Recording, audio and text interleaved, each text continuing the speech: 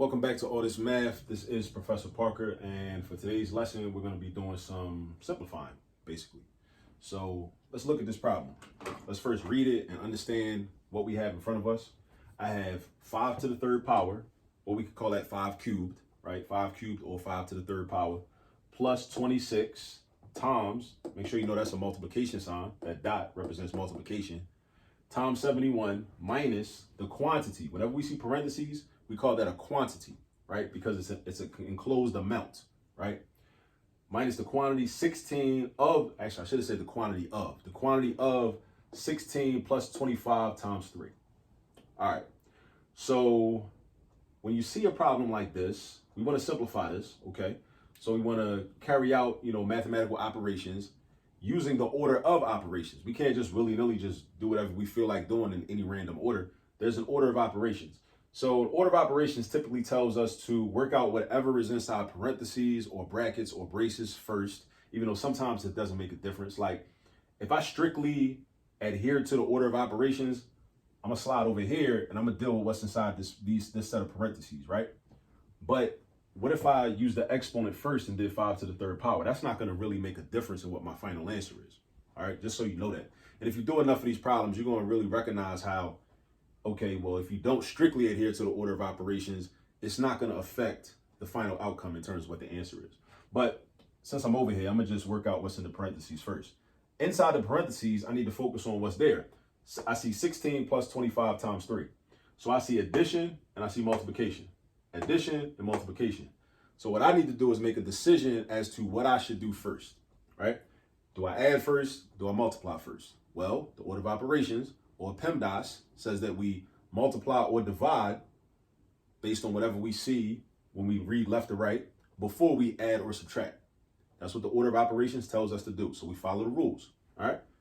So I'm gonna do 25 times 3. 25 times 3 is gonna become 75, all right? 25 times 3 is 75. After that, now I got the 16 is still there. I got 16 plus the 75, 16 plus 75. Now, what is 16 plus 75? I can do that with mental math. What I really would do is I would flip the order around, which I can do because addition is commutative. I would do 75 plus 16 instead. That math seems a little bit easier to me, right? The bigger number first, 75 plus 16. Then what I would do is I would break 16 down into 10 and 6. That's what I would do. Even though there's other ways to do it. Other ways I could break 16 down. But if I break 16 down into 10 and 6, then I would do 75 plus the 10 first, which would give me 85. And then I still got the 6 to deal with. So then I would do 85 plus the 6, which would give me 91. So now that means that all of this turned into a 91, right? And we don't need parentheses no more because it's only one number. The purpose of these parentheses was to show that the value or the quantity inside this parentheses was going to be subtracted from whatever all of this is, all right? So now let me do this. Since I got minus 91, let me just bring everything down. So now I'm gonna have 5 to the third plus 26 times 71 minus 91. All right? So now I gotta look at my operations and I gotta decide what I'm gonna do next. I got an exponent, I got addition, I got multiplication, and I got subtraction. So according to PEMDAS, right? The P stands for parentheses, which really stands for the grouping symbols, right? I don't have any more grouping symbols. I don't have no more parentheses or braces or brackets. I don't have none of those. So then I go to the E. The E stands for exponents. That's my exponent right there. So I got 5 to the third power. Now think to yourself, what does 5 to the third power even mean? 5 to the third power means, it don't mean 5 times 3. That's not what it means. Don't get confused. Don't get it confused. 5 to the third power does not mean 5 times 3. It means 5 times 5 times 5. See? That's how many 5s it is. That's how many 5s it is, right? It's not the same thing as 5 plus 5 plus 5. It's 5 times 5 times 5. So 5 times 5 is 25, and 25 times 5 is 125, just like 5 quarters. 5 nickels is 25 cents, and if you had 5 quarters, you'd have $1.25. So a lot of times it helps with the mental math to just think of these numbers in terms of money, right? So 5 to the third power is going to turn into 125. 125 plus 26 times 71 minus 91. Now look at our operations we left with. I see addition, I see multiplication, I see subtraction. Now you got to decide what we're going to do next. All right. Now, Multiplication is going to come before addition, and it's also going to come before subtraction, right? That's 26 times 71. That's a little bit husky. So what I'm about to do, I'm going to grab my calculator. Hold tight. I mean, I could do this manually, but I don't really want to, right? I'm gonna go to my calculator, my little trusty scientific calculator. I'm going to do 26 times 71. So I'm going to throw the 26 in there.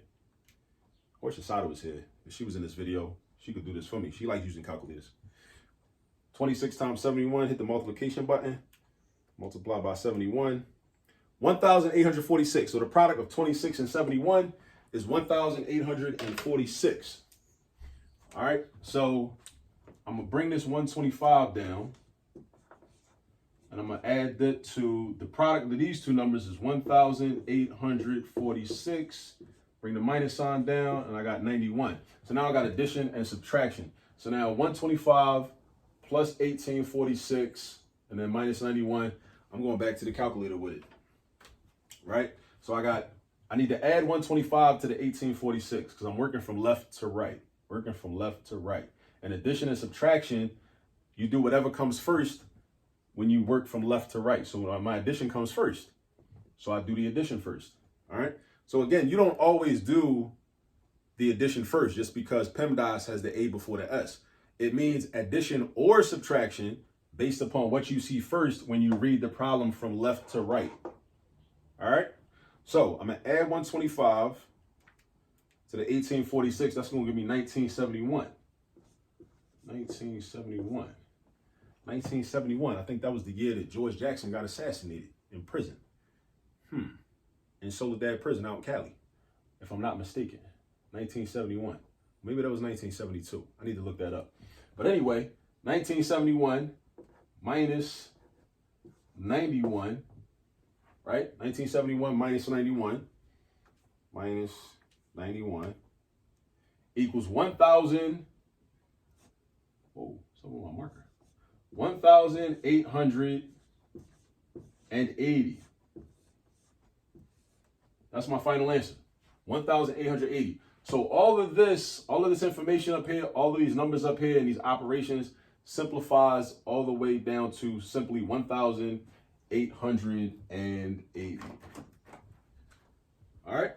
So these problems are pretty good because they test your ability to utilize and apply the order of operations, which is a set of rules that you should memorize, you should learn, you should memorize, and then you should be able to apply them on demand. All right. So go practice a bunch of problems like this, and I'll catch you in the next video. Peace.